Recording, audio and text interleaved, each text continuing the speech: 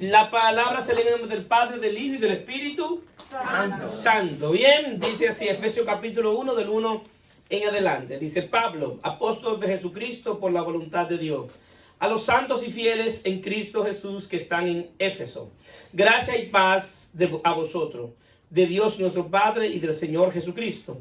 Bendito sea el Dios y Padre de nuestro Señor Jesucristo, que nos bendijo con todas bendiciones espirituales en los lugares celestiales en Cristo, según nos escogió en Él antes de la fundación del mundo, para que fuésemos santos y sin mancha delante de Él, en amor, habiéndonos predestinado para ser adoptados hijos suyos por medio de Jesucristo, según el puro afecto de su voluntad, para alabanza de la gloria de su gracia, con la cual nos hizo acepto en el amado, en quien tenemos redención por su sangre, el perdón de pecados, según las riquezas de su gracia, que hizo sobreabundar para con nosotros en toda sabiduría e inteligencia, dándonos a conocer el misterio de su voluntad, según su beneplácito, el cual se había propuesto en sí mismo de reunir todas las cosas en Cristo, en la dispensación del cumplimiento de los tiempos, así las que están en los cielos como las que están en la tierra. En Él asimismo tuvimos herencia, habiendo sido predestinado conforme al propósito del que hace todas las cosas, según el designio de su voluntad, a fin de que seamos para alabanza de su gloria, nosotros los que primeramente esperamos en Cristo. En Él también vosotros, habiendo oído la palabra de verdad, el evangelio de vuestra salvación, y habiendo creído en Él, fuiste sellado por el Espíritu Santo de la promesa, que es las arras de nuestra herencia, hasta la redención de la posesión adquirida para alabanza de su gloria. La palabra del Señor está bendecida y estaremos predicando bajo el tema: el Espíritu Santo, el garante en el nuevo pacto. El Espíritu Santo, el garante en el nuevo pacto. Escúcheme bien. El Espíritu Santo es el garante en el nuevo pacto. Cuando hablamos de pacto, la Biblia define lo que se llama la teología de pacto, los diferentes pactos que Dios ha hecho. Hay dos tipos de pactos que Dios ha hecho, que son pactos de obras y pactos de gracia. Entonces nosotros podemos ver a Dios haciendo pacto. Un pacto es un convenio, es un acuerdo, donde ambas partes se comprometen a hacer algo. Donde hay un acuerdo que tú tienes que hacer algo, entonces el otro debe cumplir con lo que se ha establecido en el pacto. Entonces nosotros vemos a Dios en el Génesis, en el primer pacto que se llama el pacto adámico, que es el pacto que hace con Adán. Pero también vemos a Dios haciendo pacto con Noé, que se llama el pacto noético. También vemos a Dios haciendo pacto con Abraham, que se llama el pacto de la promesa. También está el pacto de la ley, que es el pacto que Dios hace con el pueblo de Israel. Pero hay un pacto que se llama el pacto de redención. El pacto de redención se hace en lo eterno, se hace desde que antes que el hombre estuviera en la tierra ya había un pacto que es llamado el pacto de redención. En el pacto de redención, ahí interviene el Padre, el Hijo y el Espíritu Santo. Antes de que Dios pusiera al hombre en la tierra, ya tenía establecido en qué pacto lo iba a recuperar. Por eso se llama el pacto de redención. Por eso usted ve diciendo el cordero que fuimos desde antes de la fundación del mundo. ¿Por qué? Porque antes de que existiera el pecado, ya existía la manera como Dios iba a resolver el problema del pecado. Por eso nosotros podemos ver la gracia de Dios. Cuando hablamos de la gracia de Dios, la podemos explicar como una doctrina, pero la gracia de Dios no es una doctrina. Podemos ver la gracia de Dios, podemos verla redimiendo al hombre, Dios perdonando al hombre por el perdón de sus pecados, pero la gracia de Dios no viene por causa del pecado. La gracia de Dios es la manifestación de la naturaleza de quién es Dios. Antes de que existiera Dios ya existía la gracia, porque la gracia es Dios mismo manifestado. Dios cada vez que se manifiesta por gracia. Esa es la naturaleza de Dios. Por eso hay gente que no entiende la gracia, porque no la ven desde el punto de vista que la gracia es la misma naturaleza de Dios. Dios es un Dios de gracia. Y lo que hace, lo hace por gracia. Entonces, ¿qué pasa? Nosotros podemos ver que en todos los pactos que Dios ha hecho, aún en los pactos de obra, Dios ha manifestado la gracia. En todos los pactos, aún en los pactos de obra, Dios ha manifestado la gracia. Si nosotros vemos cuando Adán peca y se pone hojas, Dios le quita la hoja y le pone una túnica de piel de cordero. ¿Qué estaba diciendo? Que solamente Dios por gracia podía vestirlo. Ahí la gracia estaba manifestada. Cuando nosotros vemos a Dios con el pacto de Noé, vemos que dice que Noé encontró gracia delante de Dios. Lo que Dios le mandó a hacer a Noé fue por gracia, aunque él estaba haciendo una obra. Cuando nosotros vemos el pacto de Dios con Abraham, aunque es el pacto de la promesa, pero al mismo tiempo es un pacto donde Dios está manifestando la gracia. ¿Por qué? Porque cuando Dios le habla a Abraham y le da la promesa del hijo, de que le iba a dar un hijo y en ese hijo iba a tener descendencia, ¿qué pasa? Abraham quería una garantía, quería que Dios le garantizara la palabra que Dios le había dicho. Y Dios le dice, para garantizarte lo que yo te he dicho, vamos a hacer un pacto. Ve y búscame un becerro, búscame palomino y vamos a hacer un pacto. Y en ese pacto yo te voy a garantizar que lo que yo te dije te voy a cumplir. Pero Dios estaba haciendo un pacto con Abraham, que aunque era una obra para Abraham, pero era un pacto de gracia. ¿Por qué? Porque Sara era estéril y Dios permitió que Abraham avanzara los años, donde ya no pudiera tener más hijos, donde Abraham no pudiera tener la potencia que tiene un hombre para embarazar a una mujer y menos estéril. ¿Por qué? Porque Dios le estaba diciendo, tú lo vas a hacer, pero lo vas a hacer con mi poder, no con tu fuerza. ¿Por qué? Porque lo que yo quiero es que cuando tú veas a tu hijo, no te gloríes en ti mismo, te gloríes en mí. Porque si yo permito de que tú lo tengas ahora a los 75 años que te di la promesa y Sara no fuera estéril, tú te puedes gloriar de que tú lo hiciste. Pero yo voy a hacer que Sara sea estéril y yo mismo voy a hacer que el tiempo avance para que tú no puedas por tu propia fuerza tener el hijo. ¿Para qué? Para que puedas confiar en mí y para que creen esperanza contra esperanza. ¿Cómo es así? Que mientras las cosas se posen más difíciles, entonces crece más la esperanza.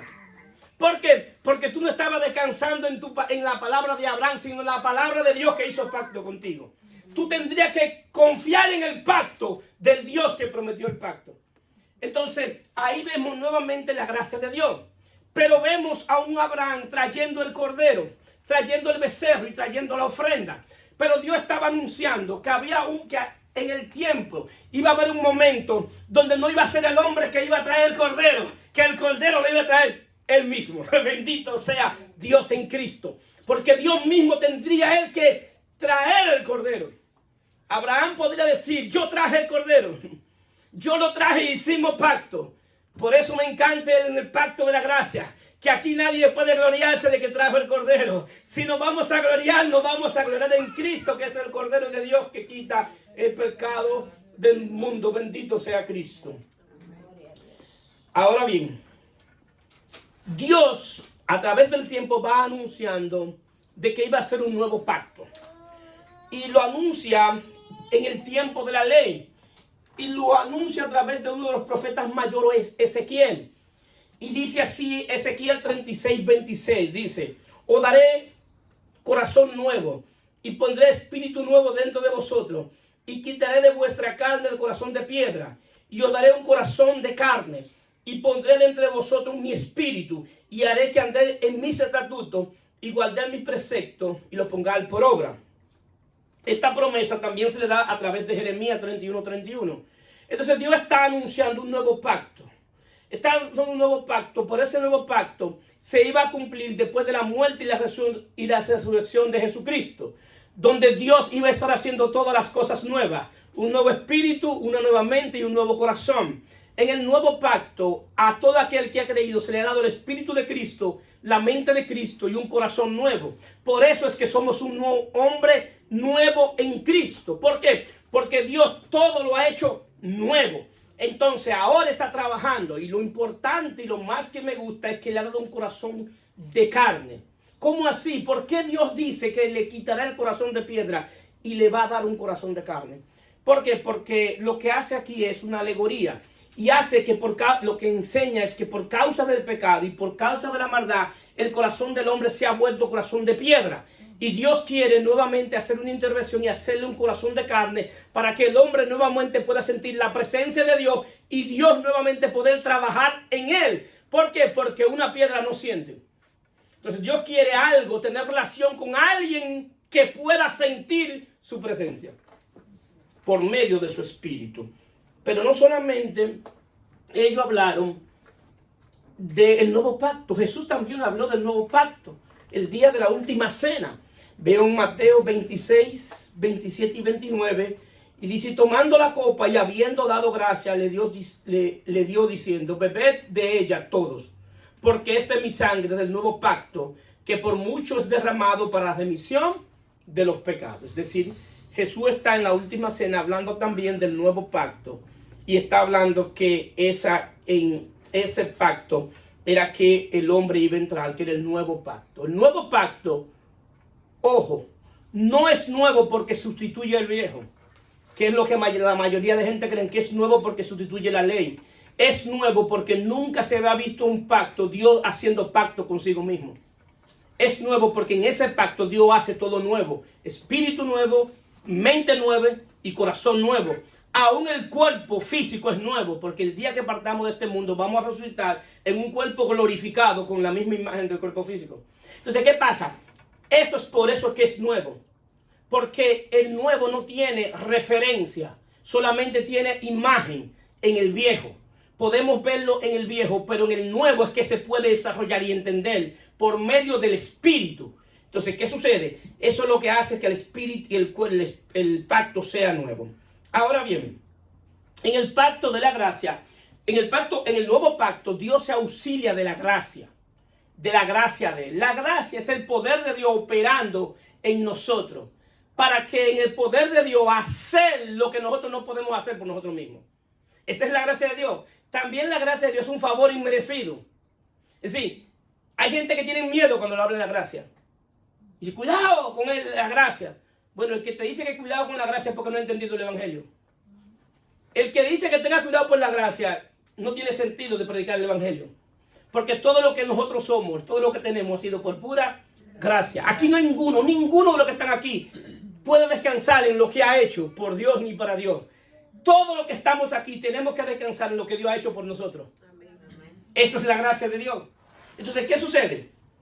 Como el espíritu como el Dios se auxilia de su gracia en este pacto, nosotros podemos ver en lo que es la salvación y en lo que es Dios recuperando al hombre para su propósito. Podemos ver la Trinidad empleada aquí. Una de las cosas que a la gran mayoría de la gente se le hace difícil entender las escrituras es porque comienzan a interpretarlas desde Génesis capítulo 3, después de la caída. Todo aquel que interpreta la Biblia desde la caída la está interpretando desde la segunda mitad. La Biblia no se interpreta desde la caída, se interpreta desde el propósito eterno de Dios en Cristo. Lo que Dios estaba pensando antes de poner el hombre en la tierra. Antes, ¿qué Dios estaba pensando cuando puso a Adán? ¿Qué Dios estaba pensando cuando hizo el Edén? ¿Qué Dios estaba pensando cuando puso el huerto? ¿Qué Dios estaba pensando? Porque antes de la caída había una relación con Dios muy diferente que después de la caída. En Génesis hay que dividirlo en dos: antes de la caída y después de la caída. Antes de la caída, Adán tenía una comunión con Dios íntima, donde Dios le hablaba a Adán desde adentro, porque la intención de Dios siempre ha sido hablarle al hombre desde adentro. Cuando Adán peca, es que escucha a Dios por primera vez desde afuera, porque siempre lo había escuchado desde adentro. Porque Dios es espíritu y tiene que tener relaciones con el mismo espíritu que tiene su imagen y su semejanza. ¿Cuáles están aquí? Amén. Entonces, ¿qué sucede? Nosotros entonces vemos a Dios poniendo un hombre en la tierra y lo ponen con un propósito. Entonces, después que el hombre peca, entonces inicia lo que se llama el plan de salvación o el plan de redención. Pero ese plan tiene un propósito, y es el propósito de reunir todas las cosas en Cristo. Es decir, que la salvación es el medio por el cual Dios te recupera para el propósito de Él. ¿Cuál es aquí? Amén. Entonces, eso es lo que se llama el propósito eterno de Dios en Cristo. Y desde ahí es que tenemos que comenzar a interpretar las escrituras, que Dios estaba pensando y haciendo. Entonces, cuando vamos a Efesios capítulo 1, vemos la Trinidad manifestada en la salvación. Vemos la Trinidad en el proceso de Dios recuperar al hombre. El plan de salvación es de Dios, pero lo hace por medio del Hijo Jesucristo. Pero quien puede hacerlo en el hombre, entonces, es el Espíritu de Dios. Ahí está la Trinidad operando. Ahora bien, había un asunto, había un problema. Jesús se encarna para cumplir con los trámites legales en el reino de Dios. Jesús tenía que encarnarse para cumplir los trámites legales. ¿Por qué? Muy sencillo. Dice Colosenses 2:14, anulando el acta de los decretos que había contra nosotros, que no era contraria, quitándola del medio y clavándola en la cruz, despojando a los principados y a la potestad, la exhibió públicamente triunfante sobre ellos en la cruz. Había un acta contraria. Esa acta impedía que Dios operara en el hombre desde adentro. Esa acta lo que hacía que Dios tuviera que hablarle al hombre desde afuera y trabajar con el hombre desde afuera. Por eso Dios le da la ley. ¿Y la ley dónde estaba? Afuera. Por eso la ley tenía que ponerse en los tinteles, tenía que ponerse en las ropas, pero la ley nunca estuvo dentro. Por eso nunca pudieron cumplirla, porque la ley Dios se la dio desde afuera. Y como Dios sabía que ellos no iban a cumplir la ley desde afuera, Dios quería darle una ley, pero que operara ¿dónde? Dentro, en el espíritu del hombre. Por eso Dios tenía que cumplir con los trámites legales. Y los trámites legales se cumplieron en la cruz por nuestro Señor y Salvador Jesucristo. Bendito sea Cristo. Anuló el acta de los decretos que no era contraria. Por eso, si tú estás en Cristo, si tú en verdad estás en Cristo, tú no tienes que tenerle miedo al diablo, ni a los demonios, ni a lo que estén pensando, lo que estén haciendo en contra de ti. Tú estás en Cristo. El acta de los decretos ya le fue quitada. Ya él no tiene derecho legal sobre los hijos de Dios. Se le quitó el derecho legal a Satanás. Completamente. Entonces, ¿qué sucede? Una de las grandes cosas, o de lo que yo veo en este tiempo, de los creyentes, lo más que me duele es no tener entendimiento de las Sagradas Escrituras. El no entender qué fue lo que se disputó en la cruz. El no entender qué fue lo que sucedió en la cruz. En la cruz se compró nuestra libertad. Satanás nunca más tiene derecho sobre nosotros, a menos que tú le des derecho legal por medio del pecado. Pero se le quitó el derecho. Por eso enseño y digo que ahora los hijos de Dios, hay una teología que enseñan de las maldiciones generacionales, que a todo aquel que le persiguen maldiciones generacionales, si tú estás en Cristo, el bien y la misericordia te persiguen todos los días de tu vida. Amén. Tú eres bendecido con todas las bendiciones espirituales en lugares celestiales. Tu maldición se quedó en la cruz porque Él se hizo maldito para bendecirnos a nosotros. Amén. Tú eres un bendito de Dios y camina en bendición. Cuando hablamos de bendición, las bendiciones en el nuevo pacto están ligadas a cosas espirituales. En el nuevo pacto, todo lo que es bendición está ligado al espíritu. Y entonces lo que es añadidura es en lo material. Hay gente que están buscando las añadiduras, pero no quieren las bendiciones espirituales. Y te aseguro que las espirituales son mejores que las añadiduras. Porque las añadiduras dependen de las espirituales. Porque cuando tú administras las cosas espirituales, la añadidura podrás también administrarla. ¿Cuántos están aquí? Hay veces que Dios tiene cosas que se ha despachado en el cielo para nosotros. ¿Y por qué no las recibimos? No las recibimos porque no estamos preparados. ¿Para qué? Para administrarlas. Porque esa misma cosa que Dios nos da muchas veces, si no sabemos administrarla, puede ser medio de perdición. Entonces Dios quiere que administremos las cosas espirituales para que podamos administrar las cosas terrenales. Nos dicen amén. Amén, amén. Entonces ya ustedes saben que el acta fue quitada. Al acta ser quitada y ser clavada, entonces es lo que hace que el pacto sea el pacto de los hijos. ¿Por qué? Porque el viejo pacto no era el pacto de los hijos. El nuevo pacto es el pacto que se llama el pacto de los hijos de Dios. Y son hijos de Dios por dos razones. Hay una calidad de hijo de adopción. La calidad de hijo de adopción, en amor habiendo predestinado para ser adoptado hijo suyo, por medio de Jesucristo, según el puro afecto de su voluntad. Vamos a explicar lo que es la adopción. La adopción tiene que ver con los méritos de Cristo, tiene que ver con lo que Él hizo. La adopción, el único que tiene mérito es Cristo, donde Cristo nos adopta como sus hermanos, como Él, el hermano mayor, nos adopta. ¿Para qué? Para que nosotros recibamos la herencia que Él recibió. Porque en este pacto el único que recibe herencia es el Hijo, porque Dios solamente tiene un Hijo, Jesucristo. Entonces Jesús nos adopta como hermano mayor. ¿Para qué? Para que nosotros también recibamos herencia. Para ser heredero y coheredero con Él. El problema de los hijos adoptados es que nunca tienen la naturaleza del padre que lo adoptó. Lamentablemente. Entonces tienen derecho legal si el padre lo pone en el testamento. Pero si el padre lo quita del testamento, no tiene derecho. Por eso viene la parte buena, que es la parte de la redención, que es en Cristo Jesús, donde se manifiesta la gracia perfecta. Nosotros estamos en el pacto de la gracia perfecta. La gracia perfecta se manifiesta después de la muerte y la resurrección de Jesucristo, donde Cristo entonces envía su Espíritu. ¿Para qué? Para dar un nuevo nacimiento, para que ahora no seamos solamente hijos adoptados por los méritos de Cristo, sino que seamos hijos regenerados por el Espíritu, donde hay un nuevo nacimiento y tenemos la simiente de Dios. Y ahí somos participantes de la naturaleza divina, engendrados por Dios mismo. ¿Cómo están aquí? Amén. Es decir, que ahí se cumplen los dos aspectos de la calidad de hijo. Del hijo adoptado por los méritos de Cristo y del hijo regenerado por la obra del Espíritu dentro de nosotros. Entonces, en la gracia perfecta, el Dios de toda gracia es que nos salva, pero es por medio del Hijo. Pero quien hace la obra es quien es el Espíritu Santo. Ahí vemos la Trinidad obrando para salvar al hombre, para recuperar al hombre para el propósito. Entonces, vamos a predicar ahora. Ya dijimos la introducción.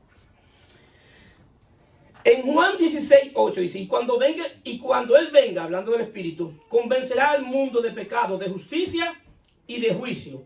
De pecado por cuanto no creen en mí. Es decir, que el Espíritu Santo viene a hacer una obra. Viene a hacer una obra interna y es la obra de convencernos de pecado. Si yo les preguntara a ustedes cuál es el mayor pecado, el menor también es igual de grande. Muchos van a entender que los pecados no tienen rango, que pecado es pecado.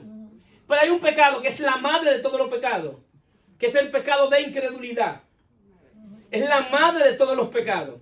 Por eso dice, de pecado por cuanto no creen en mí, hablando de Jesucristo.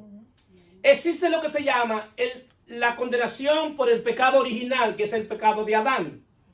Ahora bien, ese pecado fue colgado en la cruz en Jesucristo, porque Jesucristo era nuestro representante. En la cruz condenó el pecado de Adán y murió por todo. Para los que vivan, ya no vivan para sí, sino por medio de él. Entonces es el pecado original, que es el pecado que se clavó en la cruz. Y viene lo que se llama el pecado actual. El pecado actual es rechazar a Cristo. Todo aquel que rechaza a Cristo ya está condenado. Y esta es la condenación, que la luz vino al mundo y amaron más las tinieblas que la luz. Es decir, que el que no ha creído en Cristo no necesita condenación, ya está condenado. No necesita que tú le digas la condición que le está viviendo. Porque la condición que le está viviendo es una manifestación de haber rechazado a Cristo. Lo que necesita aquel que no está en Cristo, que no ha creído en el Evangelio, lo que necesita es conocer el Evangelio de Dios acerca de su Hijo Jesucristo. Eso es lo que él necesita. Él no necesita condenación porque ya está condenado. Entonces nosotros lo que tenemos es que decirle qué ha hecho Cristo por él, qué hizo en la cruz y qué está haciendo hoy a través de su Espíritu. Entonces, ¿qué sucede? En el nuevo, todos los pactos tienen demanda. Dios tiene demanda en todos los pactos. En el nuevo pacto Dios tiene una demanda. Y la demanda que Dios tiene para aquellos que escuchan el Evangelio es arrepentimiento para vida, fe salvadora y obediencia. Aunque eso sucede en mí, es una obra del Espíritu. Porque quien produce arrepentimiento es el Espíritu. Quien convence de pecado es el Espíritu. Quien nos da la fe, ¿quién es? El Espíritu. Porque la fe viene por el oír y el oír por la palabra de Dios. Entonces, ¿qué sucede? Aunque es una obra en el hombre, pero también es una obra de gracia de parte de Dios por medio de su Espíritu. Porque hoy, después del arrepentimiento para la vida, fe salvadora y obediencia, la obediencia que tenemos es la manifestación de la vida de Cristo en nosotros. En el nuevo pacto, tú no obedeces para ser bendecido. En el nuevo pacto, tú obedeces porque fuiste bendecido. Es decir, en el nuevo pacto, Dios inicia como de atrás para adelante. Por eso es que dice las Escrituras, y nos dio vida cuando estábamos muertos en delito y pecado.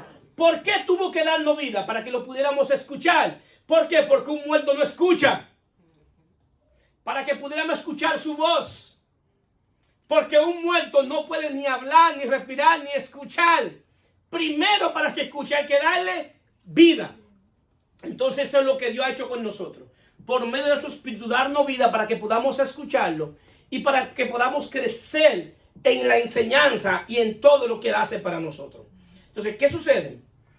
Nos damos cuenta entonces que la gracia es perfecta y se manifiesta. Que aunque lo que me corresponde a mí no lo hago yo, sino Dios por medio de su Espíritu. Por eso es que se llama la gracia perfecta. Ahora bien, en el 13, Efesios 1:13 dice, en Él también vosotros, habiendo oído la palabra de verdad, el evangelio de vuestra salvación, y habiendo creído en Él, fuiste sellado con el Espíritu Santo de la promesa, que es la arra de nuestra herencia, hasta la redención de la posesión adquirida para la alabanza de su gloria. Pablo está hablando aquí que lo que te va a salvar es escuchar el evangelio de verdad. El evangelio de salvación, no cualquier evangelio. El asunto es que mucha gente confunden y abren la Biblia y la abren en cualquier parte y dice esto es el evangelio. Hay cosas de la Biblia que son relatos bíblicos que no son el evangelio. Porque el evangelio es de Dios acerca de su Hijo, Jesucristo. Si el centro de la predicación no es Jesucristo, no es el evangelio, por definición. El evangelio son las buenas noticias de Dios acerca de su Hijo Jesucristo. Si yo te hablo de mandarte al infierno, no es el evangelio, porque te estoy condenando. Y yo te estoy condenando sobre una condena, porque si tú no creíste, ya tú estás condenado. Lo que tú necesitas es escuchar el evangelio de Dios acerca de su Hijo Jesucristo. Por eso que el evangelio de Dios tiene que ver con la obra de Cristo. En la obra de Cristo, no solamente en la cruz, sino la obra de Cristo primaria, que la obra primaria de Cristo fue despojarse de su deidad. El primer sacrificio de Cristo fue despojarse de su deidad. La cruz es el tercer sacrificio, porque el segundo sacrificio fue despejarse de su voluntad. Y el tercero fue entregar el cuerpo en la cruz. Entonces esa obra de Cristo es la que puede salvarnos. Porque si Cristo no se despoja de su deidad, no hubiese podido salvarnos. Si no hubiese despojado de su voluntad, no hubiese podido ir a la cruz. Y si no va a la cruz, no puede salvarnos. Es decir, que es la obra perfecta de Cristo. Por eso esa obra perfecta de Cristo manifiesta la gracia perfecta que la hemos recibido. Jesús vivió en un tiempo de la ley y solamente dio pequeñas pinceladas de la gracia. La gracia, la iglesia la viene a disfrutar en el nuevo pacto. Cuando la iglesia primitiva comienza a predicar y recibe el Espíritu de Dios, porque ahí es que viene la gracia perfecta por medio del Espíritu, donde ahí ellos comienzan a hacer prodigios y maravillas por medio del Espíritu. En ese tiempo ellos no tenían una conciencia clara de qué hacía el Espíritu, porque en ese tiempo la revelación estaba limitada. Por eso Jesús le dijo, yo tengo muchas cosas que decirle, pero ustedes no podrán sobrellevarla. Pero cuando venga el Espíritu, de verdad le enseñará todas esas cosas. Si el Espíritu es que viene a enseñar en el nuevo pacto y viene a capacitarnos para que nosotros podamos tener una relación con Dios, entender a Dios, hablar con Dios. Es decir, que el Espíritu de Dios viene a hacer cosas extraordinarias en nuestra vida. Porque ahora nosotros podemos saber cuando Dios nos está hablando, cuando Dios está trabajando conmigo, cuando Dios me está corrigiendo, cuando Dios me está dirigiendo por un lugar. Aún muchas veces sin darnos cuenta, Dios está haciendo cosas extraordinarias en cada uno de nosotros. ¿Cuánto lo creen? Amén. Dios está haciendo algo en cada uno de nosotros. Entonces el sello del Espíritu tiene que ver con lo que se usaba en aquel tiempo, que los reyes cuando enviaban una carta tenían un anillo, lo entraban en cera y le ponían el sello al sobre. Cuando tú ibas caminando, ¿de quién es esa carta? De este rey. Entonces era diciendo que esa carta era propiedad de ese rey y había que respetar por la investidura de ese rey. Entonces, cuando habla del sello del Espíritu, si tú has creído en Cristo, tú estás sellada y sellado por el Espíritu de Dios, y en el mundo espiritual, cuando te ven, dicen, ese es de Cristo, ese es de Dios. Eso es lo que Pablo está diciendo, que somos de Dios en el mundo espiritual, y los espíritus en verdad saben quién es de Dios y quién no es de Dios. ¿Por qué? Porque ellos pueden ver el sello, porque es un sello espiritual. Entonces es el sello de propiedad. Ahora bien, es el sello que le da nuevamente a Dios derecho legal para operar al hombre, en el hombre desde adentro. Como es propiedad de Él, entonces puede operar desde adentro nuevamente, y por eso puede hablarte desde adentro, por medio de su espíritu. Y viene entonces lo que se llama también la regeneración de espíritu, que es cuando tú recibes un nuevo nacimiento, que es el nacimiento del espíritu. Y ahora tenemos ahora naturaleza divina, tenemos la vida de Dios, hemos recibido la vida de Dios, la vida Zoé. Es decir, que nosotros tenemos ahora la imagen y la semejanza de Dios en términos espiritual en nuestro espíritu. Ahora bien, grábense esto, somos participantes de la naturaleza divina. No es que somos dioses, es que tenemos facultades espirituales que solamente Dios la tiene. Los hijos de Dios. Ahora bien, hay una diferencia entre soplo divino y naturaleza divina. Dios sopló sobre Adán y le dio un soplo de vida. Y fue alma viviente. Ahora bien, la clase de vida que Adán tuvo fue para administrar cosas terrenales. Adán no tenía capacidad para administrar cosas espirituales. ¿Por qué? Porque era alma viviente y se le dio una vida. ¿Para qué? Para que pudiera administrar las cosas de la tierra. Adán iba a poder tener naturaleza divina si hacía un acto. Si comía del árbol de la vida. Porque esa vida es tipo, sombra y figura de Cristo. La vida, primera vez que Dios pone la vida de él, la puso en el árbol. Porque en Adán lo que puso fue semejanza divina y imagen divina. En Cristo ahora tenemos naturaleza divina. Es decir, que Dios nos recupera y nos eleva más arriba. ¿Por qué? Porque ahora tenemos la capacidad de entender las cosas espirituales. Y desde lo terrenal podemos, desde lo espiritual, administrar las cosas terrenales. Poder ver en el espíritu qué se está moviendo alrededor de nosotros. Porque hay muchas veces que se están moviendo cosas alrededor de nosotros y no nos damos cuenta. Adán no pudo percibir las cosas que estaban pasando en el Edén. ¿Por qué? Porque tenía soplo divino.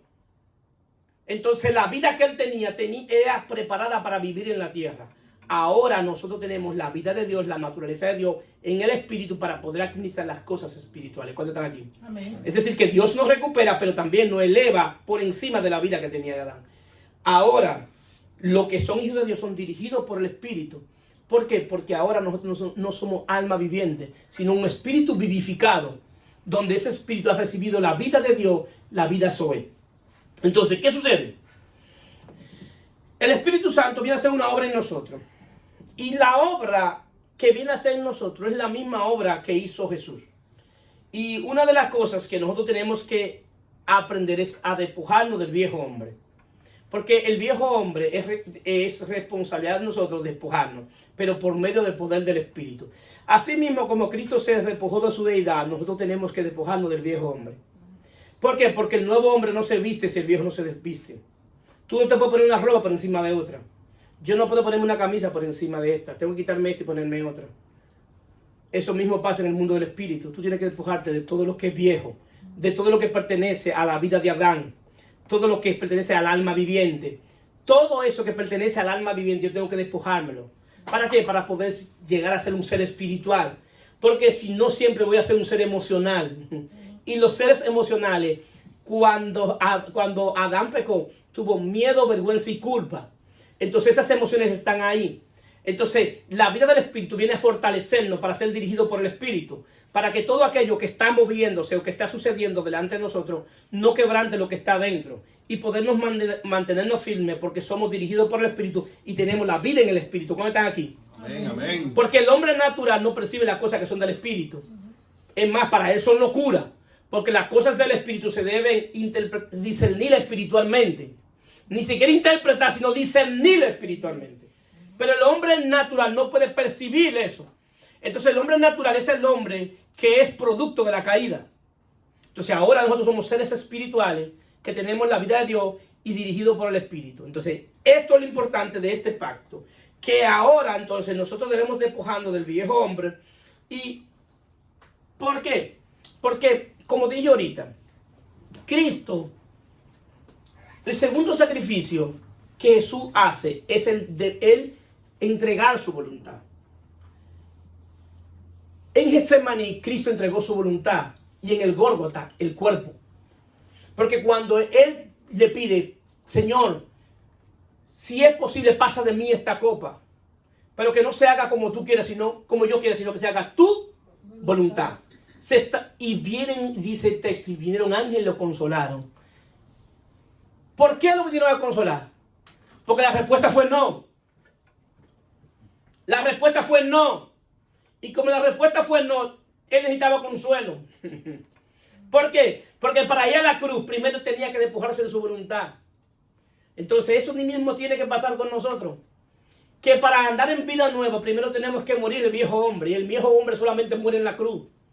La cruz es diseñada para morir el viejo hombre. ¿Para qué? Para poder andar en nueva vida. Por eso Pablo dice, con Cristo estoy juntamente crucificado y ya no vivo yo. ¿Por qué?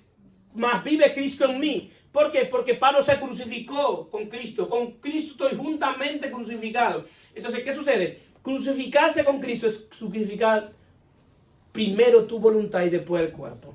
Entonces, ¿qué sucede? Después de la muerte en la cruz viene la sepultura. Porque todo aquello que se sepulta es para que no se vea más. Es decir, que cuando Ariel hace un pique o Ariel hace una rabieta, todavía en la ira de Ariel todavía no se ha ido sepultada. Todavía está viva. Cuando Ariel habla una mentira, Ariel no ha sepultado el viejo hombre con relación a la mentira. Ariel necesita sepultar al viejo hombre con la mentira. ¿Para qué? Para que no se vuelva a ver, porque todo lo que muere tiene que ser sepultado. ¿Cuántos están aquí? Amén. Esa es la parte que muchas veces que nosotros hemos creído, y en verdad hemos creído, y en verdad tenemos devoción por Dios, pero se manifiesta el viejo hombre. ¿Por qué? Porque no ha sido sepultado. Y el viejo hombre tiene que ser sepultado. El problema es que el viejo hombre tiene que ser sepultado no un día, es todos los días. Es todos los días. Es todos los días que el viejo hombre debe ser sepultado. Entonces, cuando el viejo hombre es sepultado, es que verdaderamente se pueden manifestar los frutos del Espíritu. Porque dése cuenta que no son los frutos del hombre, son los frutos ¿de quién? Del Espíritu. ¿Por qué? Porque es el que lo produce. Y esos frutos son, más el fruto del Espíritu es amor, gozo, paz, paciencia, benignidad, bondad, fe, mansedumbre, templanza. Contra tales cosas no hay ley. Los frutos del Espíritu es todo lo que tú necesitas para poder tener esperanza y estar firme en Dios. El que manifiesta fruto del Espíritu permanece, porque es algo que el Espíritu produce en ti. Si nos damos cuenta que el primer fruto es un fruto y es el amor, todos los demás es un resultado del amor. Si nos damos cuenta, Dios le exige en el primer pacto un mandamiento. Y el mandamiento es amar a Dios sobre todas las cosas. ¿Vea? Con toda tu mente, con todo tu corazón, con toda tu alma. Es el primer mandamiento de la ley. Bien. Jesús viene y lo resume a 2. Le dice, yo se lo voy a poner más fácil. No le voy a dar 10 mandamientos, le voy a dar 2. Amar a Dios con toda tu mente, con todo tu corazón y con toda tu alma. Y el segundo es semejante al primero. Amar a tu prójimo como a ti mismo. Entonces, hasta ahí está bien. En el nuevo pacto, todo lo que fue un mandamiento es una manifestación de la vida de Dios en nosotros. Por eso es que el que ha conocido a Dios ama, porque Dios es amor. Porque el que no ama no ha conocido a Dios. En el nuevo pacto, Dios no te va a pedir que lo ame. Dios lo que va a hacer es que te va a pedir que lo manifieste. ¿Por qué? Porque tú puedes amarlo porque Él te amó primero. Tú puedes amarlo porque Él derramó de su amor en tu espíritu, en tu corazón, y ahora tú puedes amarlo. Es decir, que en el nuevo pacto el amor es una manifestación de la vida de Cristo en nosotros. ¿Escuchan aquí? Es un fruto. Es un fruto. Ahora bien, cuando verdaderamente he nacido de nuevo, entonces no solamente amo a Dios, sino también amo a mis hermanos. Por naturaleza. Porque Él es participante de la naturaleza divina. Y como naturaleza divina, Dios es amor, entonces por naturaleza divina tenemos que amar. Entonces, no me digas que tú estás en Cristo, que tú crees en Cristo y no amas a tus hermanos. Ni ama a Dios. Entonces tienes que ver dónde tú estás. Porque fácilmente tienes años en la religión y cree que está en Cristo. Y una cosa es estar en Cristo y una cosa es estar en la religión. El que está en Cristo ama porque esa es su naturaleza, porque tiene naturaleza divina. ¿Cómo está aquí? Pues se dan cuenta que el nuevo pacto es diferente. Y el nuevo pacto, lo que Dios te exigía en el viejo, ahora Dios lo produce en ti, en el nuevo. Porque eres un nuevo hombre. que tiene nuevo espíritu, nueva mente y nuevo corazón. Entonces, ¿qué sucede? El Espíritu de Dios hace cosas extraordinarias en todo aquel que cree. La gracia de Dios no es excluyente, es para todo aquel que cree. Todo aquel que cree tiene la capacidad de entrar en la gracia de Dios y Dios a través de él hacer cosas extraordinarias conforme a su propósito. Es decir, que algo, todos los que están aquí, hay algo de Dios en ustedes que deben manifestarlo y hacerlo por gracia, para la gloria de Él. Entonces, ¿qué sucede? Este pacto es un pacto de herencia, porque es el pacto de los hijos nacidos de nuevo. En las legislaciones, lo que heredan son los hijos. Entonces, hay padres que hacen un testamento para, si los hijos están mayores, darle la herencia a quien ellos quieren. El asunto de la herencia, cuando el padre hace un testamento, tiene la capacidad que mientras él esté vivo puede cambiar su testamento. De la única vez que no puede cambiar el testamento después que él muere. Entonces, ¿qué pasa?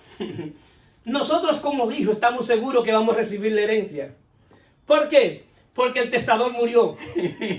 El que hizo el testamento murió. Pero lo mejor no fue que murió, sino que también resucitó.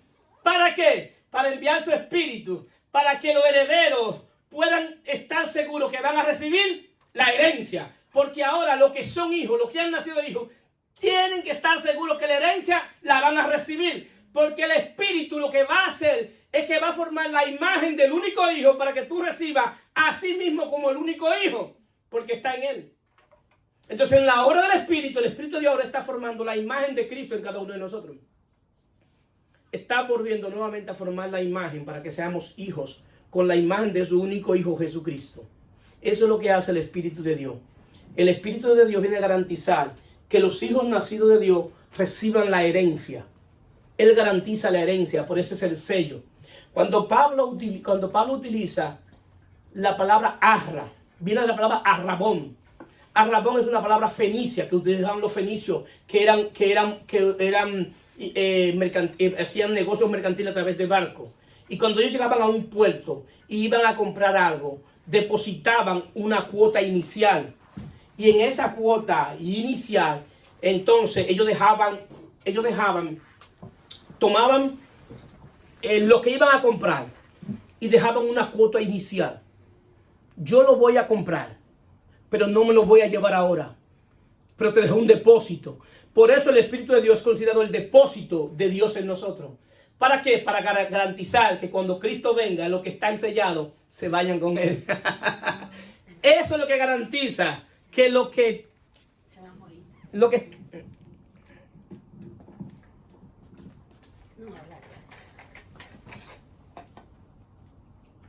Aleluya, solo. Aleluya. Entonces, eso es lo que garantiza. Entonces, que los que tienen el sello, que los que tienen el Espíritu se van con Cristo. Entonces, ¿qué sucede? Como es un pacto de herencia y quienes heredan son los hijos. Pero Pablo dice que lo que se le puede entregar la herencia son los hijos maduros. Porque es un pacto de herencia. Y a un niño tú no le puedes entregar herencia porque la malgasta. Por eso en este pacto los hijos tienen que crecer hasta llegar a ser hijos maduros. Pablo dice de esta manera, Gálatas 4:1. Pero también digo, entre tanto que el heredero es niño, en nada difiere del esclavo, aunque es señor de todo. Este es un pacto para hijos maduros. Si tú estás en este pacto y eres un niño, tenemos que tratarte como un niño. Entonces, en este pacto tú tienes que crecer hasta la madurez. Nadie, y es bueno tener hijos, niños, porque uno se goza con los niños. Por ejemplo, ¿quién se puede molestar con la niña que anda corriendo por ahí? ¿Quién se puede molestar con ella? Es una niña. Todos nosotros, ¿qué hacemos cuando vemos a la niña? La alamos, la sentamos, le hacemos gracia. ¿Quién se puede molestar con ella? Porque anda caminando por ahí. Nadie, porque es una niña. Lo que sí nos molesta, si vemos a Olivo corriendo por ahí, ahí sí nos va a molestar. ¿Por qué? Porque ya no es niño. Deja eso, Olivo. Ya no es niño. Entonces, eso pasa con nosotros. Que muchas veces estamos en la iglesia y nos comportamos como niños. Entonces a los niños hay que tratarlos, ¿cómo que? Como niños. Entonces cuando lloran, toma una paletica, toma la leche. Pero qué difícil ver a una gente grande tener que dándole la leche en biberón. Así hay mucha gente en la iglesia que hay que darle leche en biberón. ¿Por qué? Porque son niños. Esa es la razón que no reciben la herencia, porque son niños. Entonces, ¿qué sucede? Cuando el hijo, cuando el rey sabe, cuando está niño, juega con todo el mundo ahí tranquilito. Pero cuando él sabe quién es, él comienza a tener postura de rey, porque ya no es niño. Eso es lo que Pablo quiere decir. Que tomemos postura de rey, porque Dios nos hizo reyes y sacerdotes en Cristo Jesús. Entonces ahora tenemos que actuar como lo que estamos en Cristo, sino que está bajo tutores y curanderos hasta el tiempo señalado por el Padre. Así también nosotros, cuando éramos niños, estábamos en esclavitud bajo los rudimentos del mundo. Pero cuando vino el cumplimiento del tiempo, Dios envió a su Hijo, nacido de mujer y nacido bajo la ley, para que redimiese a los que estaban bajo la ley, a fin de que recibiéramos la adopción de hijo. Y por cuanto soy hijo, Dios envió a nuestros corazones el espíritu de su Hijo, el cual clama, Abba, Padre. Así que ya no eres esclavo, sino hijo, y si hijo, también heredero de Dios por medio de Cristo. Gálatas 4:1. Este pacto, tú vas a recibir la herencia a medida que tú vayas madurando en el Espíritu y te vayas comportando como un hijo maduro. El Espíritu Santo garantiza la herencia, y la herencia se garantiza para los que nacen y crecen. La ventaja de los que estamos en Cristo, no vemos muerte, porque vivimos eternamente. Nuestro trabajo de ahora en adelante no es resistir la obra del Espíritu que quiere hacer en nosotros. En cada uno de nosotros el Espíritu está haciendo algo, y lamentablemente a veces saboteamos las cosas de Dios. Entonces lo que tenemos que hacer es ser receptivos para lo que Dios quiere hacer en nosotros por medio de su Espíritu, de tal manera que vayamos recibiendo la herencia que ya Cristo conquistó en la cruz del Calvario. Bendito sea Cristo, bendito este Evangelio. Se pueden poner de pie.